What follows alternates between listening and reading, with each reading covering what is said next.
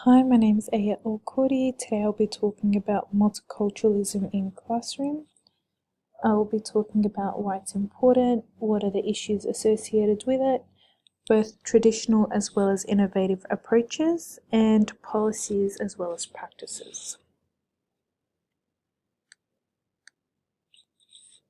What is multiculturalism? Well, multiculturalism can be defined in several ways. Accepting as well as respecting the rights of all ethical, cultural, religious, as well as racial groups is one way to put it. It promotes social harmony amongst different groups within our society, creating a diverse system within the classrooms, as well as creating an advantageous viewpoint that cultural differences and family backgrounds all belong within a classroom. Now, multiculturalism is important for the main reason of equal educational opportunities. Now, the teacher's knowledge and skills in work with students of diverse backgrounds depend on their knowledge of the ethnic groups. Now, this helps them with the lesson plans if they do have knowledge from the ethnic backgrounds that they have. With this sort of knowledge, it will also assist in creating not only mutual respect amongst one another, but as well as a social inclusion between students, creating a larger multicultural social group, as well as creating stronger bonds with the students. Now, this helps create mutual respect between individuals, as well as a socializing behavior amongst not only the children, but amongst the children as well as between educators and their students.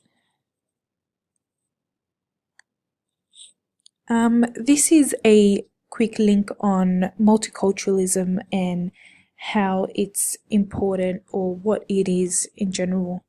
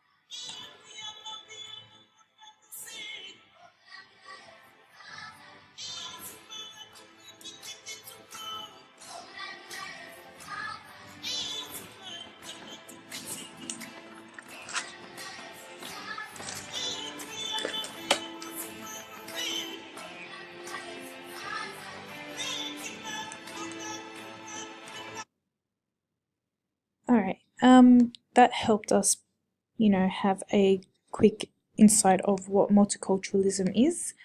To continue, there are a few issues associated with multiculturalism. For starters, educators being unable to incorporate different cultures into their lessons. This is because of their minimal understanding of the cultural background. Now, this affects a child's development, not only socially, but as well in understanding the concepts and pretty much the ideas the teachers are trying to get across. This could be because of language barriers, interaction with others, and it can also affect group works as well as an individual's learning capability. Now, research shows that a child's development is greatly influenced by their cultural background. However, majority teachers all agree that they have insufficient training to be able to resolve these sort of complications. This can further develop more issues which can include language barriers, interaction with one another, learning capabilities as well as group work. Now, the traditional approaches, according to James Bank has come up with 4 traditional approaches. These are potentially still in till this day. However, as mentioned before, these are the traditional go-to approaches. Now, the first approach is the contribution approach. This focuses on heritage as well as holidays, and the very discrete cultural element. The second approach is the additive approach. This is where content, concepts, themes, and perspectives are added to the curriculum without changing its structure. The third approach is the transformation approach. This is where structure of the curriculum is changed to enable students to view concepts, issues, events, themes from perspectives of diverse ethnics and cultural groups. The final one is the social action approach.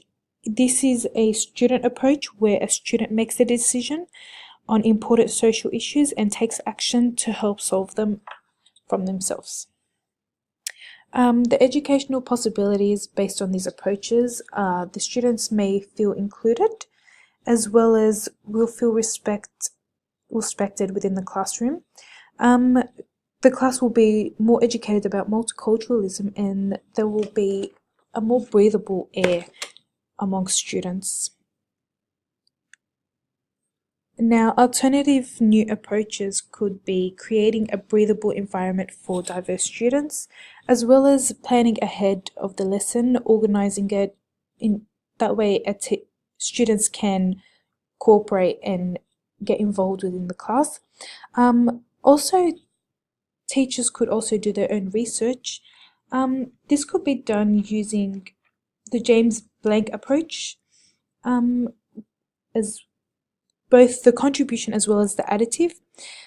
This allows the diversity of the classroom to feel comfortable in the class, giving them a sense of acceptance. Also, teachers doing their own research is critical. As mentioned before, some believe they don't have enough training provided. However, we have technology available that allows us to explore the World Wide Web as well as understand and educate ourselves on these issues. This supports students' needs to develop not only in social skills but as well as educational understanding.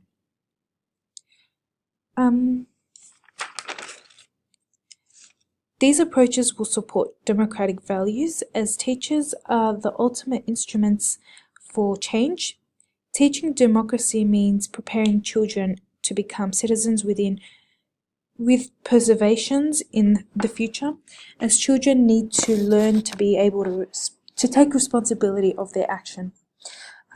These approaches will also imply ethical practices, as ethics is a branch of moral philosophy. It implements the concept of right and wrong conducts within a classroom, and overall these approaches aim to be a social transformation, helping the child have an open mind to a different cultural background of others rather than the social norm inherited from home. Now, the policies and practices are the two main ones we have up here on the screen. Multicultural Education Policies 2012, as well as the CRSBI, which is Culturally Responsive Standard-Based Instructions. Now, the Multicultural Educational Policy responds to the cultural, linguistics, and religious diversity of New South Wales.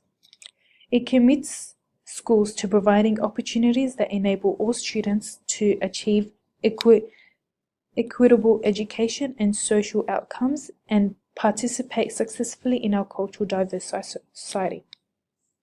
Research shows that embedding students' culture into a rigorous curriculum boosts students' achievements and expands opportunities for parents and community involvement. This practice is a teaching style which encompasses the child's cultural background, experience, and history into their daily instructions. Overall, the multiculturalism is critical in classrooms for many reasons, as mentioned before, and can easily be implemented within the classroom. And yeah, thank you very much.